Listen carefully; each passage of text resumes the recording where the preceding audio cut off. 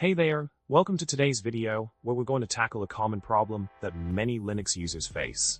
The problem is that you want to download an old version of an open source project to cut out and reuse some of its code that's not present in the current versions. However, you need to ensure that the current version of the software continues to run smoothly without any interference from the older version. It's crucial to keep the two versions completely separated to avoid any mix-ups or duplicates. Once you've extracted the code you need, the plan is to delete the old version. Let's dive into this problem and find the best solution for it. In this video, we have a straightforward solution for you. If you only need to extract and reuse the code from the old version, there's no need to install or run the software. Simply download the source code and browse it to find the specific code snippets you're looking for. Depending on how the project distributes its code, you can use version control software like Git to clone the repository and access the entire development history, including older versions.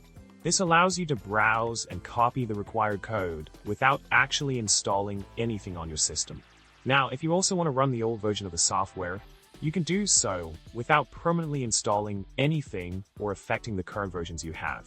Typically, the source code repository will contain instructions for building the software from the source code. Follow these instructions, which usually involve pre-build configuration, building the software, testing it, and optionally installing it.